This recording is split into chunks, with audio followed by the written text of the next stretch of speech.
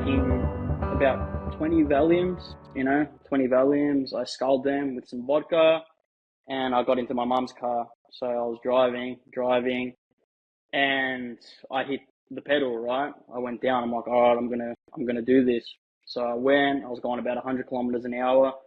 And then at the last second, I couldn't do it, right? I just couldn't do it. And I just broke. Like last second brakes, still ended up hitting the tree, right? At about 60, 70 k's an hour. Luckily, I didn't really get any damage. Like my neck was pretty stuffed up for a couple of days.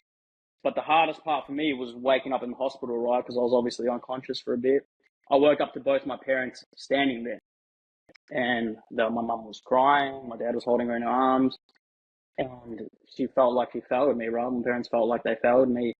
And that's when I woke up and I'm like, shit, what have I just done? That was Dave Calamaris, and you've landed on the me&my Health Up podcast. I'm your host, Anthony Harcher, a clinical nutritionist and lifestyle medicine specialist. The purpose of this podcast is to enhance and enlighten your well-being.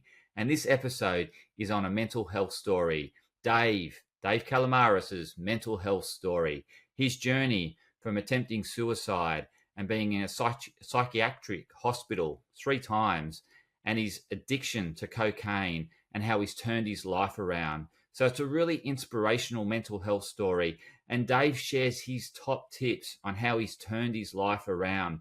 So tune in to this insightful episode with Dave Calamaris and learn empowering tips on how you can improve your mental health story or journey by just doing the basics, the simple things. And for those that are concerned about their mental health, just to let you know, this is a discussion around suicide. So if you're concerned about your mental health, then please seek the Lifeline resources that are included within the show notes. Please talk to someone, please reach out and get help. But we are touching on the subject of suicide and talking about details around suicide and extreme mental health conditions. So just wanted to leave you with that disclaimer that this is an open discussion around suicide, and that the advice given within this episode is not it's general in nature and is not specific to your circumstances. So please seek an expert in this field, a specialist that can help you in your mental health journey. So thank you and welcome into the episode with David. Welcome on the me&my Health Up podcast. How are you, Dave? Hey, Anthony, how's it going? Thanks for having me. I'm fantastic and so glad you could join me today and really enlightening the listeners on mental health. And just, I think your turnaround story is just remarkable and something that's really worthwhile sharing to as many people as possible. And that's why I'm very appreciative that you've come on to share today. Well, look, I can take some of the credit, but, I got in touch with you, as you know, probably, what was it, a year and a half ago, nearly 2 years now. And you did give me that push that I needed. So, I'm here now, partly because of myself. I've got to give some credit to you as well, give you a gold star for that one. And, I really appreciate everything you've done for me, and I'm happy to be on here and, share my story. If it can help more people, then, that's the goal here. Awesome, Dave. Yeah. So let's start with your story. So really, I know you're a great storyteller, just given your background and your interest in, everyone, you're well known for your storytelling, and you do short movies and short plays and all those sort of things. And so really keen for you to enlighten the listeners as to your background, your story, and take them on a journey. Okay. I'll take them on the journey that I went on. So, in terms of the short films and stories and stuff like that, I've been writing for a while, ever since school. Obviously, no one knew about it, so that's all just coming out now. I'm comfortable to share with, so we'll get to that part. In terms of my story, where I came from, I grew up fantastic. Parents were lovely, brother and sister. Couldn't ask for anything better. Brother, sometimes we fight, but that's like all brothers, I really respect him and look up to him. In school, it roughly started. I started to get some thoughts. I wasn't really a good kid in terms of at school, like work-wise and stuff like that. Homework, in class, I was always disruptive, suspended, detentions. My mum's got a whole whole sheet of everything. I'm sure, she'll love to tell you about that one. But, yeah, it started from there, and I just didn't really have, I didn't know what I wanted to do at all besides the army. The army was a big one for me. It started because partly I had nothing to do and I just thought of it as an escape. School wasn't for me and I wasn't really going anywhere. I was working Safeway, I was working in a car wash, and then I ended up getting expelled in year 10. It was either that or they held me back a year, and I already got held back in year 9. So I wasn't really, a smart kid in terms of schooling, and I didn't want to get held back again. I was embarrassed. So I ended up going to work with my uncle. He gave me an apprenticeship in painting. And, that was all right to begin with. And then it just kind of took a turn, few headbutts between me and the boss, which wasn't my uncle. It was another boss higher up. And from there, it was basically just warehouse job to warehouse job, man. And, I couldn't really do that. So I tried to get in the army. I tried to join when I was 16 for the first time. But then I didn't really know what I was doing. It was more of an escape. So I went there and, you have to do English tests, math tests, like all that stuff. And I got in there and I was like, shit, oh my God, what is this? Sorry for swearing. I wasn't prepared at all for any of it. So I obviously failed that one. And I went again the next year and applied again. I thought I was a bit better.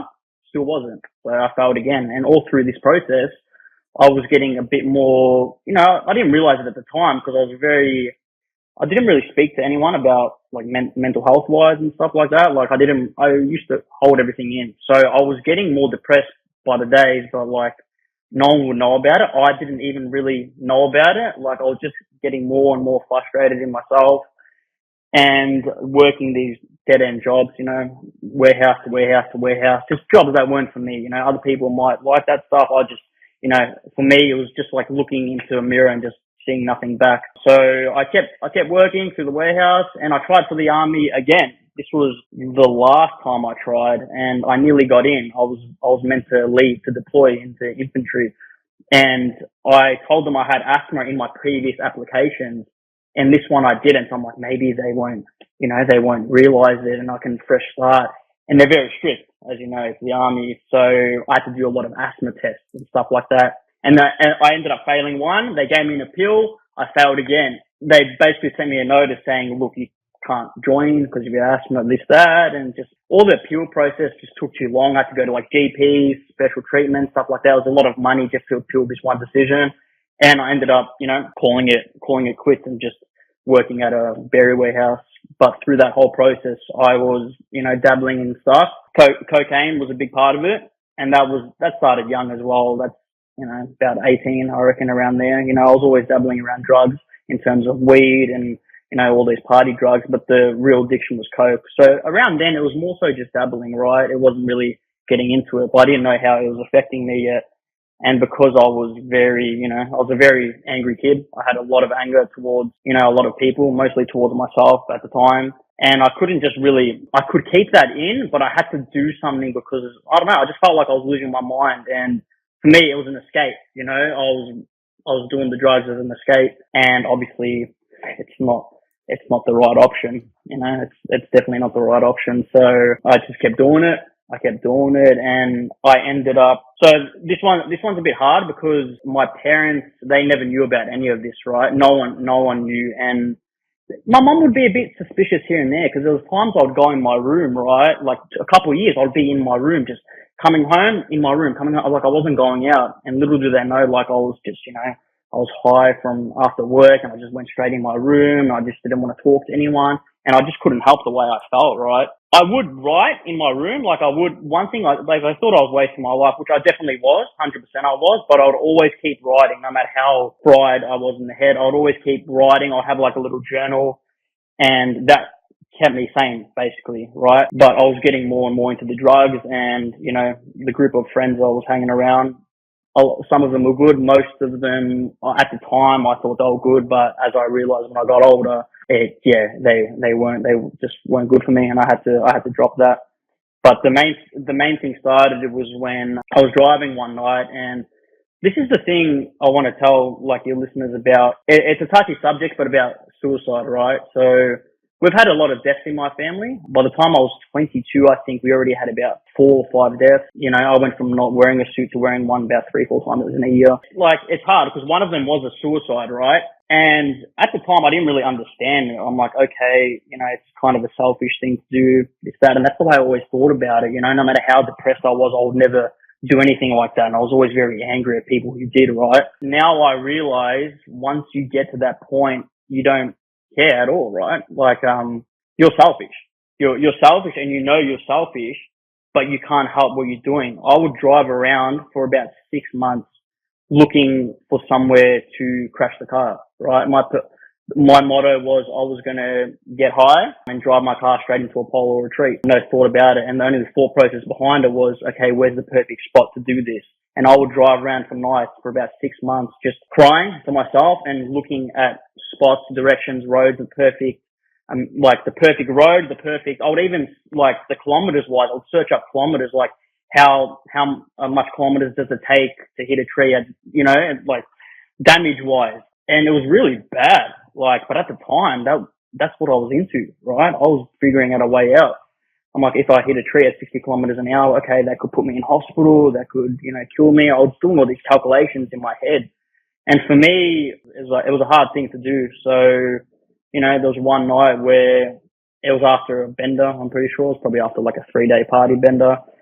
I was just empty. There was nothing left. There was nothing left. And, my parents didn't really know about any of this stuff. So this is how they actually found out. This night I ended up taking about 20 Valiums, you know, 20 Valiums. I sculled them with some vodka and I got into my mum's car.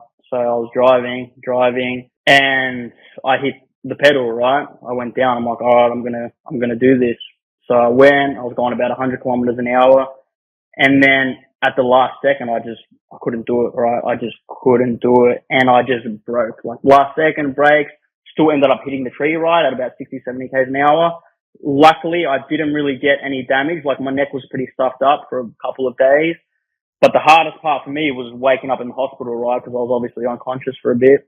I woke up to both my parents standing there, and my mum was crying. My dad was holding her in her arms. She felt like she failed me, right? My parents felt like they failed me. And that's when I like woke up and I'm like, shit, what have I just done? Feel free to just butt in at any time if you've got any questions or something, because I feel like I'm just rambling here a bit. So yeah, I woke up in the hospital and to my parents crying. And that's no one wants to wake up in that situation, right? You know, I love my parents. I've got a roof over my head, fantastic family. They've been nothing but good to me. My whole family's fantastic. So for me, it was just a betrayal on my part, right? I just felt like I betrayed them. I felt like I was selfish and I just didn't care about anything, which was true. So I ended up going into a psychiatric clinic, public.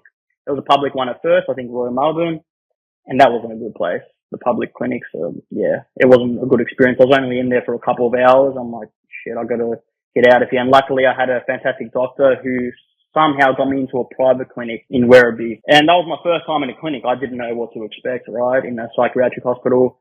And it's pretty full on. It is pretty full on in terms of, you know, there's a lot of like-minded people, which can bring you down. But then again, it can actually help you because you talk about the same thing and you understand each other a lot.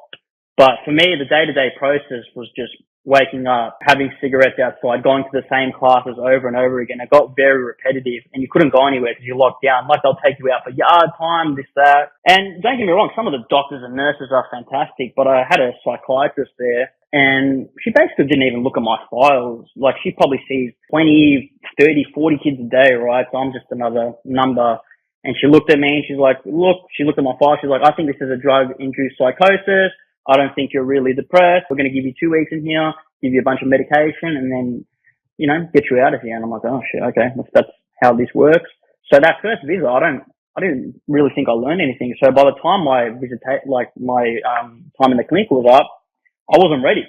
Like, I wasn't ready to go outside. You get very comfortable in there, and especially if you're not ready. So when they wanted to discharge me, I was shit scared. I just didn't want to be out in the world. I wasn't ready. I knew I was going to stuff up again. And I just needed help. I didn't know what I was doing. And she refused to let me stay. So she kicked me out in that situation. And I basically just went back to working, working every day.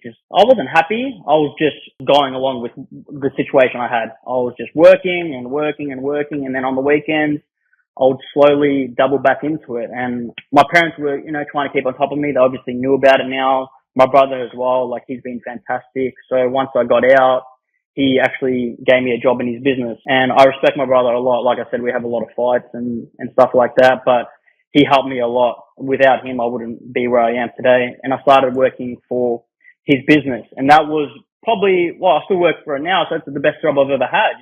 It's not just because it's my brother's business. We work well together. I drive my own van, I'm kind of my own boss. He just tells me what to do at the start of the day and I do it. So for me, the situation from work was changing. It went from army to, okay, I've got this.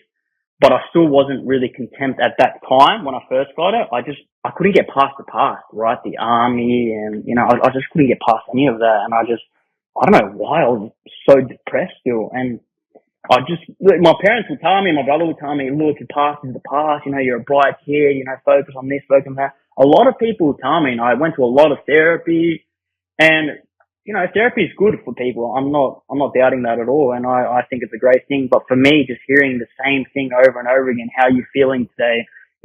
Why does this make you feel this way? It was just the same questions every week. I went to a lot of therapy, a lot of group classes, and it made me more depressed. It actually made me more depressed going to therapy. I just wasn't changing anything. So I started getting really bad with the cocaine again. There wasn't any more drugs than the cocaine, and that's because it makes you feel good at the time, right? So I was basically doing it every day. I was working, doing it. I was waking up, doing it after work. I was going to sleep on it, and I just wanted to feel good all the time. All the time, I just wanted to feel good. But little did I know, once you get off it, and I was basically always on it, but there would be little periods, when I wake up in the morning, I was just off my head, and I was just depressed, crying on the way to work, just didn't want to be in this world anymore. And I have the best situation. I've got my brother's giving me a job. I've got a roof over my head, loving family. And I just couldn't help the way I felt. And I was being so selfish again. And I hated myself. Hated myself because there was people in worse situations and they deal with what they've got. But me, this little spoiled kid who's got a job and he's got a roof over his head and this and that, he's just, what's he doing? He just wants to leave this world for no reason, right? And I just couldn't help but feel that way. So again, I kept going with the coke, and I ended up back in the clinic again. But this wasn't until about 2-3 years later. So I went for a long period just dabbling in drugs and being depressed every single day. And I had to live with that. And it was probably the hardest thing I've ever had to do. And again, I'd still lie to my parents, right? My mum wanted me to be honest, this, that, but I'd still lie. Oh, mum, I'm doing good, whatever. But I wasn't. I wasn't at all. And I went back in the clinic about 3 years later for, obviously addiction and depression again. And this time was a bit better. I had a different psychiatrist and he actually helped me a bit more. So I got an official diagnosis, right? BPD, which is borderline personality disorder. And a lot of mental health physicians, psychiatrists, they think this is one of the worst ones you can get, right? But I've never really been one for sympathy or telling people what I've got. Up until this point, like still my parents and my brother are the only ones who know. I've got a younger sister. She doesn't know any of this. So, I don't really tell people about my problems, obviously. That's what led to this big blow up. So when he diagnosed me with this and he said, look, all your emotions, they're times, 1,000, whatever. When you get angry, you get really angry. When you get really sad, you get really sad. That's what BPD is kind of. I'm just like, oh yeah, like whatever. Okay. Just, give me medication and let's be on with it.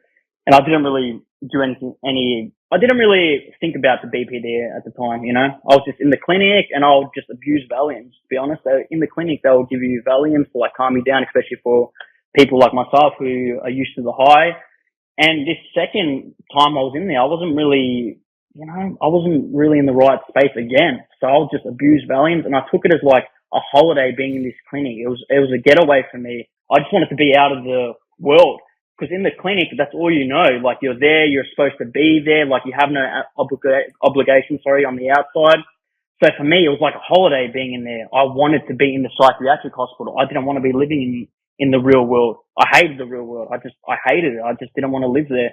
Even though I have, I've had a lot of issues with my friends and I'm part of the issue as well. I was always an angry kid, so I can't give them the blame. I've got a couple of good friends now, ones that have stuck by me. Of course, I've known one since grade 1. He's been there. My other mate, he's been there as well the whole time. So yeah, a couple of good friends, but the circle grows thinner as you get older, and I started to realize, I was influenced, and I was getting influenced by myself as well, So I had to cut that out. But back to the clinic, yeah, I wanted to stay in there because, yeah, I didn't like who I was becoming outside. And this time I did stay a bit longer, and I tried to do, the group sessions and stuff like that, but I don't know. Again, I wasn't really paying attention. And then, I talked to my family on the phone, and about the second, third week in, I'm like, all right, let's buckle up. Like, I don't want to be in here forever. And I know I couldn't be in there forever. So I'm like, look, I've got to change. And then I found out when I was in there that one of my best friends, he passed away, a tragic accident at 25. And I had to leave the clinic early. So I wasn't ready to leave, and I had to leave to attend his funeral. And from there, I stayed out. And I tried to stay sober when I was out. Around his death, I wasn't really on anything. And I thought that was like a testament to him. Like, if I wouldn't be on anything now, it's like okay, he's proud of me. So for about a month, I managed to stay sober, a couple of months after that second clinic visit. And obviously it didn't last. Again, I ended up dabbling back in cocaine and drugs. And this time I knew I wasn't going to take my own life, because I told my mum after the first time, right, that she just said, promise me you'll never, like, if you get to that point, you'll tell me. And I promised them, like, Mum, I'll never do anything like that again, ever. I'll rather be in a clinic the rest of my life taking drugs than put you through that again. So I already knew suicide wasn't an option after the first time.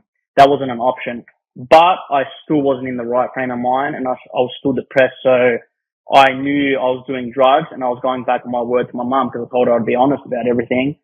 And I couldn't help it again. So I just kept doing drugs, and it got to the point where my brother found me in my room one morning. This was about 6-7 months after my second psychiatric visit, so in the same year. He found me in my room one morning, and I wasn't going to work, and I was a bit off my head, and I started crying. He knew something was up, and I told him this time, I'm like, Michael, I've got to go back to the clinic. I've got to check myself in, because I'm not right, and this has got to be the last time. Like, I'm sick of this shit. I was crying because I was sick of what I'd become, and I was sick of doing the same thing over and over again. It's been like 4 or 5 years of just constant. And I told him, like, I can't go through this anymore. It was just, I've been depressed since I was 16. I didn't even know it at the time, but it's just been building up, and now I'm 26. And I've got nothing going for me still. I still haven't worked on anything. I'm like, it's just too much now. I'm like, it's either now or never. So I checked myself in, and this was the time that I actually started to focus. So I checked myself in, and it's always been the same clinic. So I knew what I was going in for, but this time I was focused on myself. I wasn't really focused on anyone else there. I was focused on myself. I talked to my psychiatrist, who's been with me for a year now. And I'm like, look, I've got to get going now. Otherwise, I'm going to be in here forever. And that's when I contacted you, obviously. Like, I rang you in the clinic, and the fantastic thing about you was straight away you told me, like, this isn't going to be an easy journey, right? Like, I'm going to give you the tools, but you're going to have to do the work. And that's not really what therapy tells you, in terms of, like, you've got to do this hard work. Like, it's on you. It's not just how you're feeling. Like, you either do it or you don't. So I contacted you. I contacted a personal trainer, and I've always loved fighting. I've always wanted to get into fighting. So as soon as I got out of the clinic, I had you as my life coach, and then I went straight into fighting, straight into Muay Thai. And straight away, it was a high for a high, I'm kind of an adrenaline junkie, like I always have been. My heart gets pumping, I love to be like that. So that's one thing about Coke that I really loved, obviously, and it made me feel good, and I was always up. But this was trading a high for a high. So when I got into fighting, that was, it was a different kind of high, and I loved it. I was taking out all my anger on the bag and the pad, and then I was working through with you. And as you know, like, it took a while for us to, like, work through what we worked through. And you would constantly remind me, look, the journey is never over, you're always continuing, but slowly you get there, right? So I ended up, my brother, he gifted me a ticket to Thailand. This was about 6 months after I got out of the clinic. I was constantly fighting. I was talking to you. I was getting better, and I felt the best I've ever felt. I've been sober, I'm working, and I'm actually, like, waking up And I'm happy because I've got a purpose now, right? Like, you're giving me goals, fighting's giving me goals, and, you know, I've got a purpose in life now. So my brother gifted me a ticket to Thailand, and, you know, at the time I was very angry at him. Like, you get a free trip to Thailand, you should be over the moon, right? Like, holy shit, who gets a free trip to Thailand, right? I was pissed off. That was my first reaction. And he's like, why are you acting this way? I'm like, because I don't think I'm ready. Like, I want to go to Thailand on my time. Like, when I'm ready, I will book it. And he's like, no, no, no. He's like, you need this. He's like, trust me, this is the push you need. And I refused to believe it. I had a bit of a fight with him. Like, no, no, no. I'm like, you know, you're rushing me. And when the time came, right, I went. You know, I was obviously very thankful. I went, and it was the best decision I've ever made, right? So props to my brother again. I went to Thailand, and I ended up having my first fight in Thailand. I won. And right then and there, you know, I was in the best, like, I couldn't have asked for a better headspace, right? I'm in Thailand. I've just had my first fight. You know, I'm doing well. I'm sober. And I'm like, wow, things are actually starting, you know, things are actually starting to look up. So I came back and I continued to train. And this is when the writing came in. So as you know, I've always been into writing. I self-taught myself how to write movie scripts. I've always loved movies. I've always been into movies. And I've wrote about 8 short films and 3 feature films, but no one's ever seen them. This is just me writing by myself. I'd write a lot of them in the clinic, a lot of them obviously, as I was talking about before, when I'd come home and just continue writing. And this is when I started working on the writing side of things. As you kept telling me, you know, you've got a gift, keep writing. And now we're in the process. Right now I'm in the process with someone of making my first actual film, off a script of mine. And, you know, it's still very early. It's still very early, but we're talking about it. You know, we've got a few scripts here and there, and it could happen. So, you know, things, you know, they weren't that bad after all. Sorry for just rambling on. No, not at all. Not at all, Dave. It's it's a story that's very encapsulates, I guess, life in essence. Like, so what I really take from your story is that in the early days, like high school, you felt like a failure. There was that sense that, like, I'm not passing grades. I'm not good at this. I can't do it. I have to repeat a year. Now they're wanting to kick me out, and they're not wanting me. I'm not wanted here.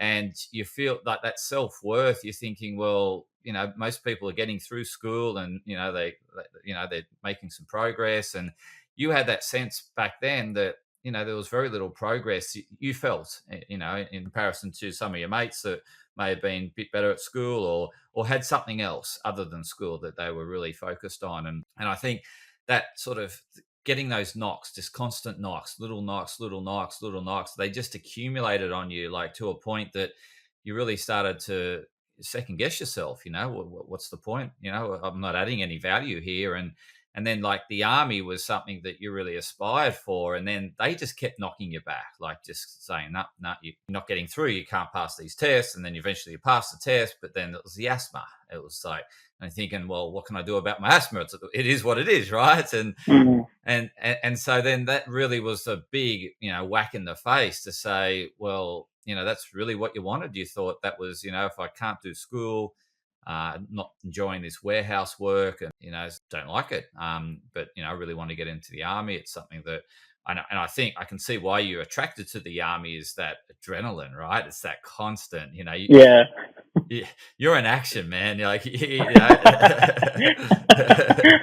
know me too well. Yeah. And your psyche is fantastic for it. Like, you have no fear. Like, you'll go in the ring. You don't fear who you're coming up against. I know a number of stories you've told me where many people have challenged you in the streets, and you don't back down. Like, everyone knows, here we go. Here goes Dave. He's going to get into a fisticuff, and Scuffle, yeah. I never want to be in a street fight, but for some reason they always find me. And look, if I get bashed, I get bashed. But I've never backed down from a fight in my life. That's nothing to brag about. It's just, as you said, my psyche. It's just a bit, Well, it's my personality. But it's who you are, Dave, and I think part of your recovery, and I really want you to share this, but for me, it's obviously realizing that you have value to add, but it was recognizing it in and identifying it within yourself. And I think one of the ones you've obviously touched on here is that you don't back down. You know what I mean? Like there's when you're unstoppable. Like whether you put you spoke about the suicide, no one's going to stop you. No one, and you stop yourself, and we don't need to go into any more about that. But I think this is what you're now taking to the world, is that I can achieve anything that I really put my mind to. I step in a ring, I win a fight. I've I've got this writing talent. I'm going to get something, get it out there and start to get feedback and really start to showcase my talent to the world. And you're starting to have these now little wins. Like the first one was obviously staying off the drugs and doing things that really took your mind and to something that you enjoy doing, opposed to just focus on the grind. And that's what kept putting you back in the psychiatric ward. It was that, well, I don't like the grind. It's not, I don't feel any self value or any value. It's just very repetitive. Yeah. From what I'm hearing is that there's knock back, big whack in the face, really starting to doubt things, spiral down very quickly, because that's your psyche, right? It's I'm either going to make it or I'm not, right? Yeah. Now the psyche's just gone full on in terms of, I'm going to make something of my life, and you're on a mission. There's no stopping Dave now. So Yeah. looking back, like reflecting back on this last 18 months, there's a lot, right? So, you mentioned your brother, you mentioned, kickboxing, Muay Thai. You've obviously brought me up, but, and your mum, obviously there's your mum, there's your friends as well. I should say my dad as well. My dad's he's very stoic, but he's the best supporter. He's always been there, and he's a very tough guy. So that's where I get my toughness from. Yeah. So, maybe just talk us through now about the turnaround and what you think, reflecting back, what do you think it was? Like really sort of stuff? Yeah. Okay. So for me, a big one was goals, right? I've never been a goals type of person in terms of setting goals, right?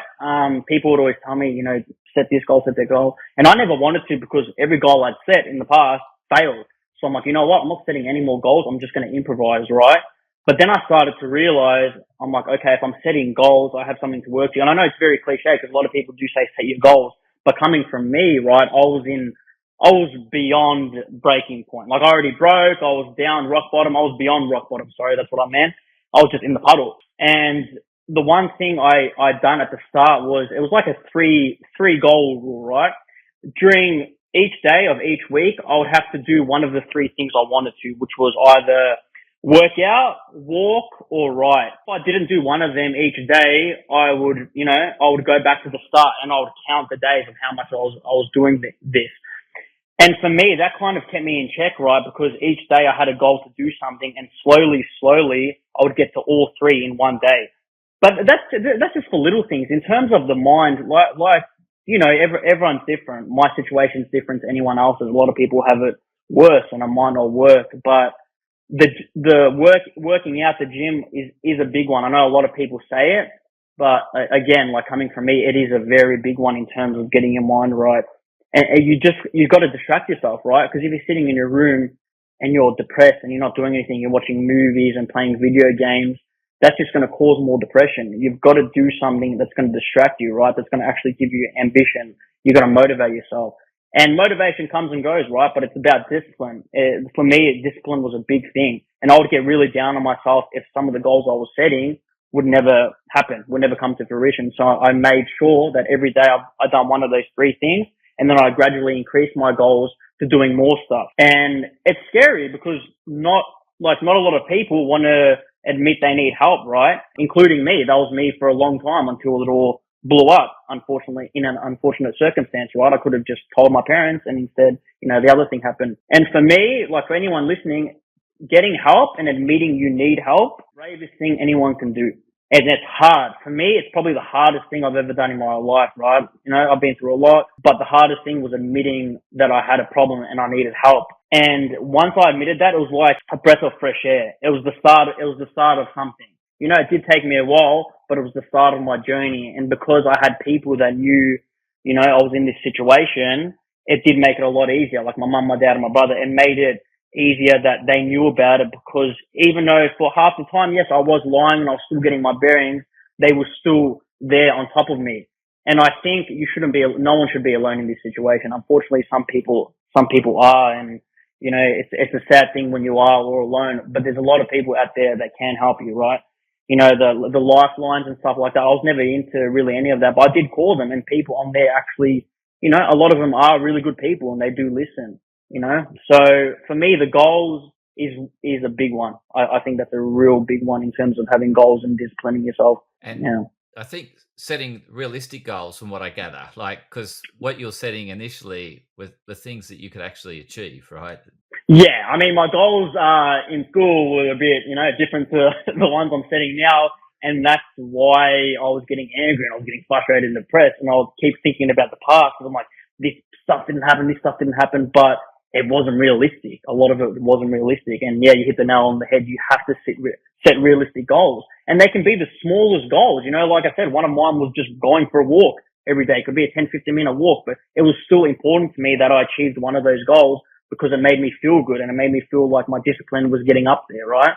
So yeah, realistic goals, exactly. Yeah, and it has that. I mean, not to the degree cocaine does, but it, Yeah, achieving little goals gives you a dopamine boost, right? So it's picking that dopamine up naturally by just, and you set the 3 goals, and you're getting to a point where you're achieving all 3 goals, and as you said, that felt great. Like it was a big natural high essentially you're getting. Yeah, exactly. Because on cocaine, you're high all the time, and it's a very false sense of reality. And I always went through life like thinking, not always, sorry, from like my period this happened, I went through life thinking, I don't want to be sober. Like, sober is boring. Sober's boring, and I hated the thought of being sober in this world. And a lot of mine is obviously from the depression, right? I just wanted to be on drugs because I didn't want to be depressed. And then it started going into just not being sober because doing drugs was fun, and the two mixed, and it wasn't obviously healthy at all. And a lot of people still think like that. Like, a lot of addicts I spoke to in the facility, they knew they were going to go out of the facility and just relapse again. So they're like, I'm trying to stay in here as long as I can just to detox and then go back and do the same thing. I'm like, okay, but yeah, it's not really helping yourself, right? Because they can't think of just being sober in the normal world. And I'm not going to lie, that was one of the hardest things I had to do, was getting past the fact that I have to be sober, right? I can't rely on anything besides my natural dopamine. And being sober is the best thing that has happened to me in my life. I wake up and I'm happy. I still have my issues. We all have issues. We all work through it. I'm still working through a lot of my stuff, but in terms of what I am like then to what I am now, it's completely different. It's turned over, and I got to thank you for that as well. Again, I got to give you your props. But yeah, it was hard. I had to do it for myself, but thinking of the family was a big one. I had to do it for my family. I couldn't let them down. You know what I mean? Because last time I did something for myself, I ended up, waking up in the hospital. So I had to, that had to be my first focus.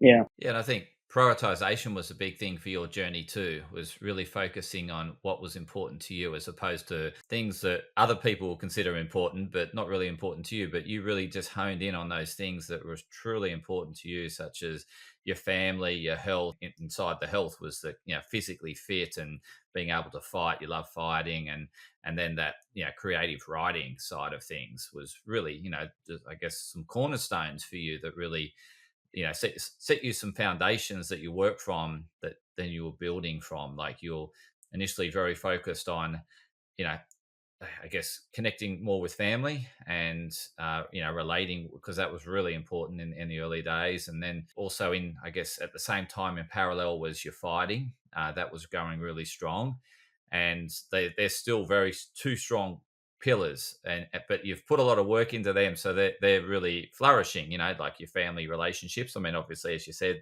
there's ups and downs with all family relationships, but overall, they're really good. You've invested a lot of time there.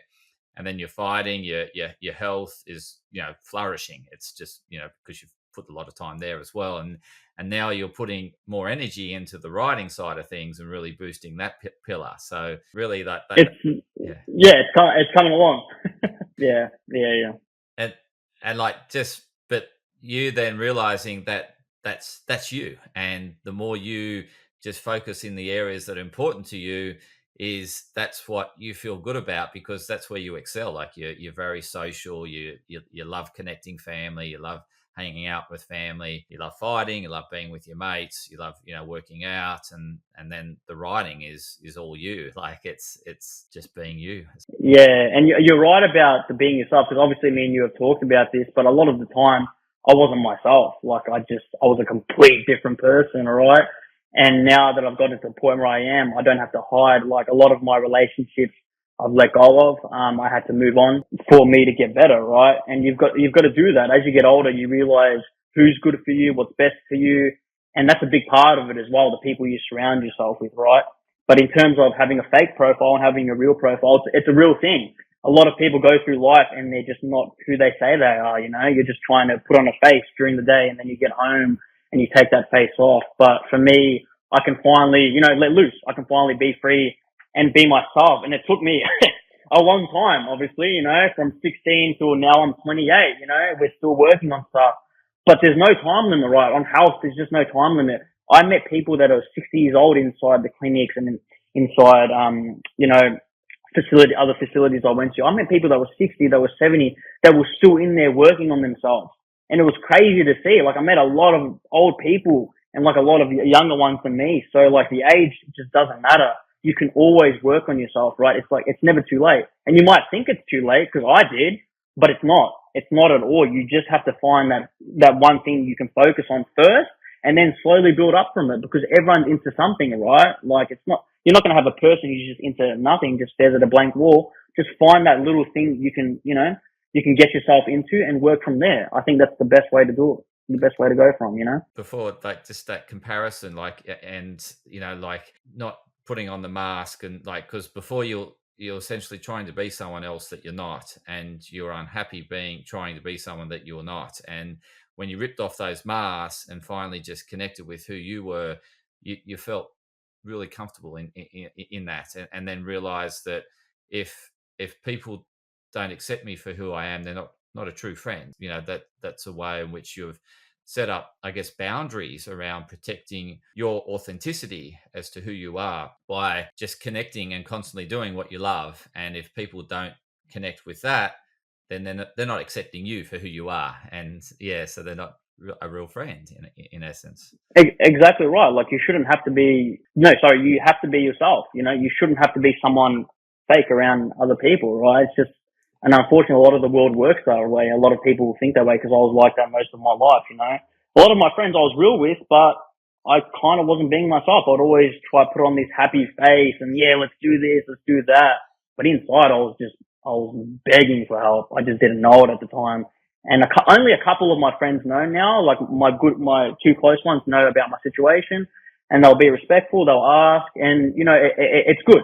It's good. It's really good to have that support around you. So if you feel like you can't talk to your family, because for me, it's easier to talk to someone else, right? It was like, for me, it's easier to talk to you than it is to my actual mum or dad, because, it's just that connection. It's a weird sense of relationship, right? When you admit something to your mum that's very, very personal, she acts a certain way. It's different to me telling you, you know what I mean? So that's why people go to therapy, right? A lot of people don't talk to their families. They go to talk to a therapist, and it's easier to get stuff off your chest.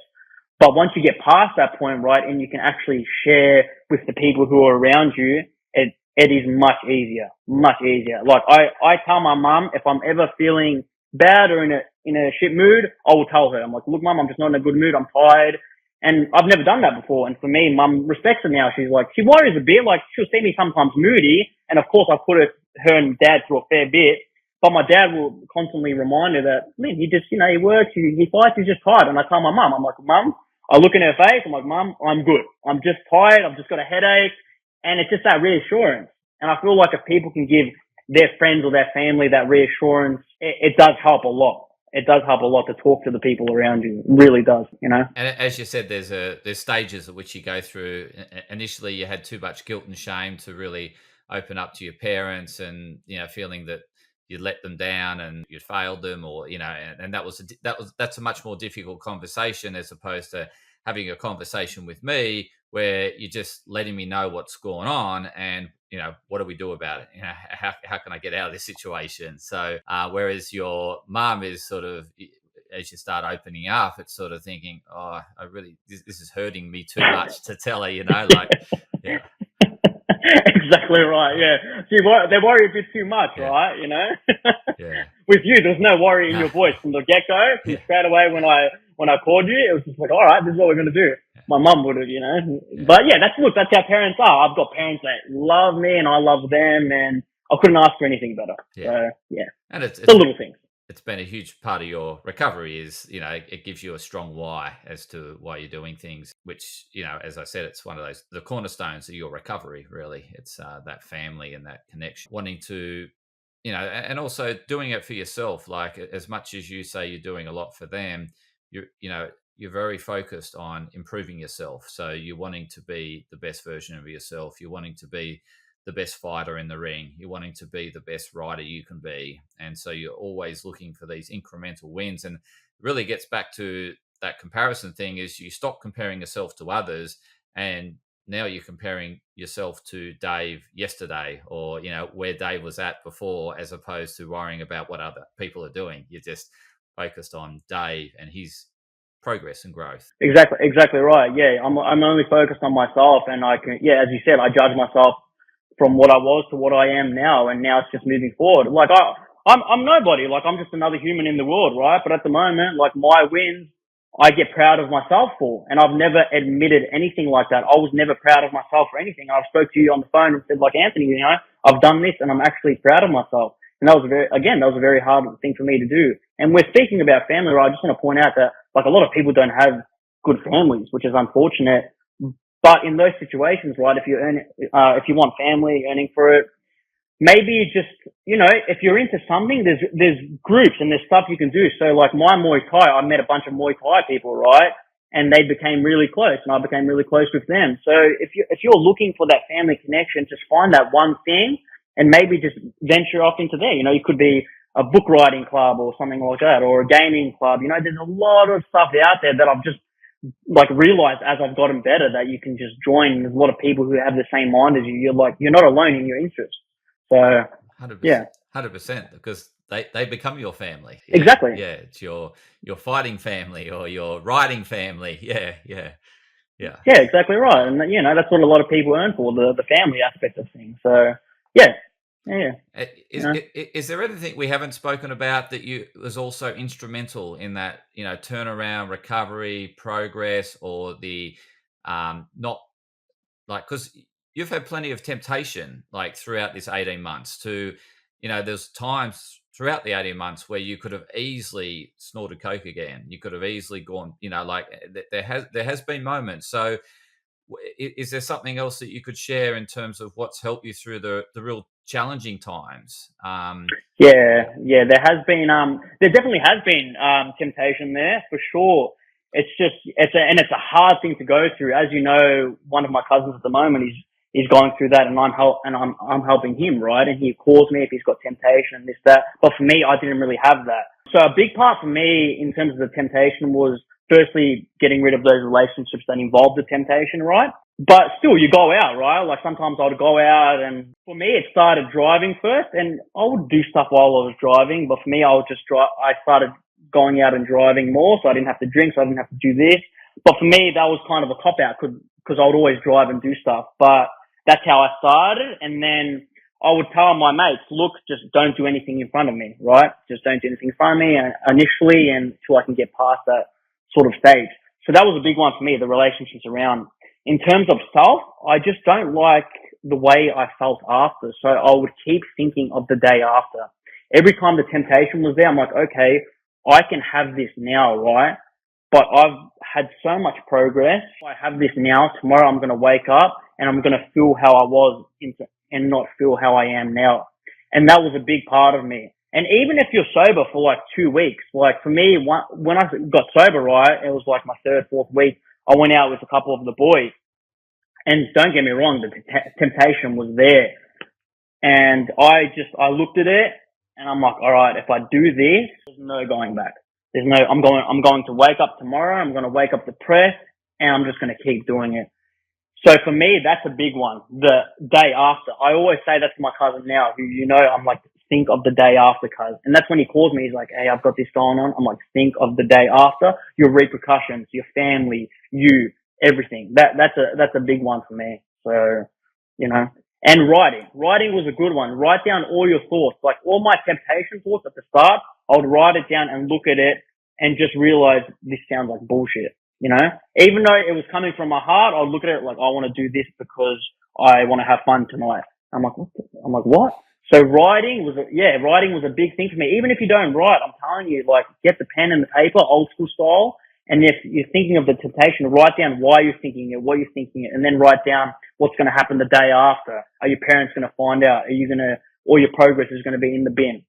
So for me, that was a big one. Yeah, so you didn't want to undo all the good that you've been doing, and also you didn't want to go back to where you were, so that you had that strong association with the pain where you've come from, that I just don't want to go anywhere near that again. I've got exactly right. Want to keep moving forward. Yeah, exactly right. And the relationships, again, are a big part of it. If you have a group that knows what you're going through, if they're good people, if they're your best mates, they will help you get through that as well. So, yeah. Yeah, so that real opening up that you started with was, the biggest challenge you had was opening up and seeking help. And now you're much more comfortable about opening up and sharing your situation. And you're finding that people are supportive. And if they're not supportive, they, obviously they go on and do other things with other people, or you just don't hang out with them. And so you're starting to really attract the right people around you because you're being who you want to be. And that's ultimately what's keeping them magnetized towards you, is that you're just being yourself. Yeah, and like Anthony, life's short, right? Like there's only so much you can just keep doing. Like we only live once. Like I just kept thinking, why am I still doing this?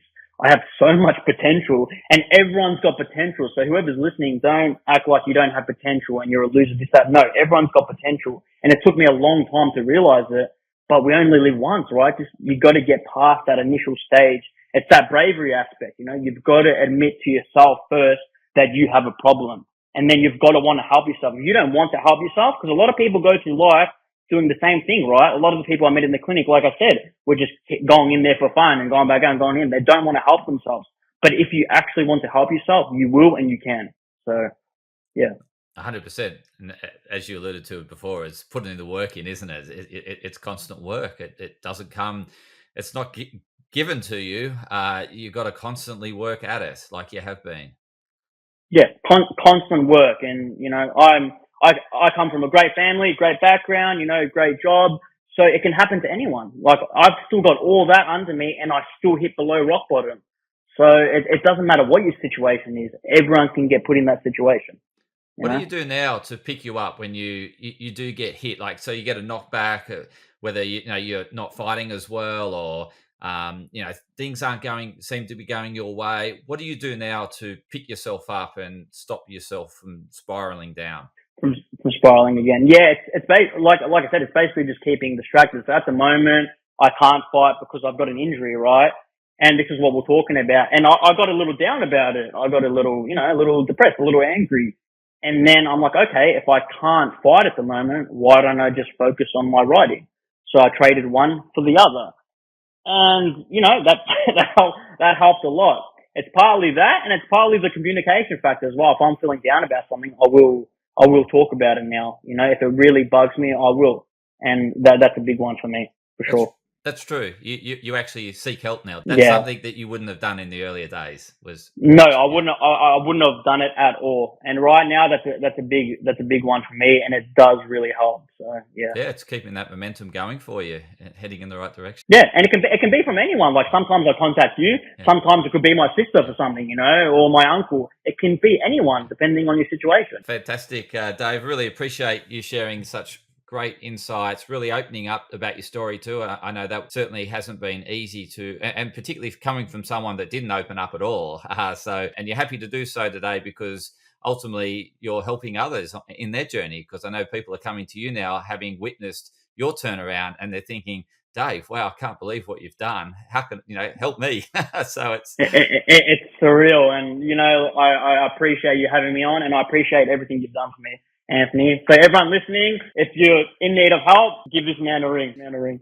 Thank you, Dave. I really appreciate your gratitude. And how can the listeners best connect with you if they feel they want to, get some support or have an ear or certainly Yeah. they may want to, connect with your writing, your plays. They might want to know how to follow you. Yeah, no worries. Look, if anyone just wants to contact me, even just for a chat, if you're feeling down, you just want to talk about something, you can contact me. I've got Instagram. It's DaveCarra __. You're going to put this in the links below anyway. And my email, which is davecarra1@hotmail.com. Fantastic. Thank you, Dave, for really enhancing and enlightening the well-being of the listeners. That's what they're here for. I really appreciate you coming in. And I just think it's amazing in terms of what you've done to really turn around your life. And it's kudos to you to putting the work in and sticking with it. You've had so many, downs whilst you've been up, but you continue to fight and you're enjoying the fight of life, I think, now. I definitely am. And you can see it every time. 100%. I really appreciate it, Anthony. Thank you. You're welcome. Thanks for coming on the show. And no doubt, Dave, we'll be talking soon. But and the listeners, thanks for tuning in to another insightful episode of Me and My Health Up.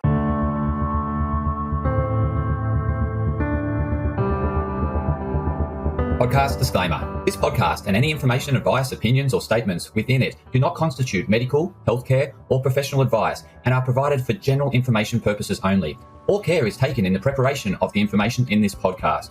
Connected Wellness Proprietary Limited, operating under the brand me&my Health Up, does not make any representations or give any warranties about its accuracy, reliability, completeness, or suitability for any particular purpose. This podcast and any information, advice, opinions, or statements within it are not to be used as a substitute for professional, medical, psychological, psychiatric, or any other mental health care or healthcare in general. Me&my Health Up recommends you seek the advice of a doctor or qualified health provider with any questions you may have regarding a medical condition. Inform your doctor of any changes that you may to your lifestyle and discuss these with your doctor.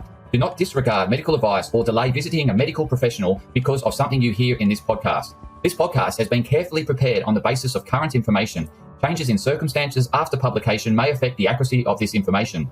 To the maximum extent permitted by the law, me&my Health Up disclaims any such representations or warranties to the completeness, accuracy, merchantability, or fitness for purpose of this podcast and will not be liable for any expenses, losses, damages incurred, indirect or consequential damages or costs that may be incurred as a result of the information being inaccurate or incomplete in any way and for any reason. No part of this podcast can be reproduced, redistributed, published, copied, or duplicated in a form without prior permission of me&my Health Up.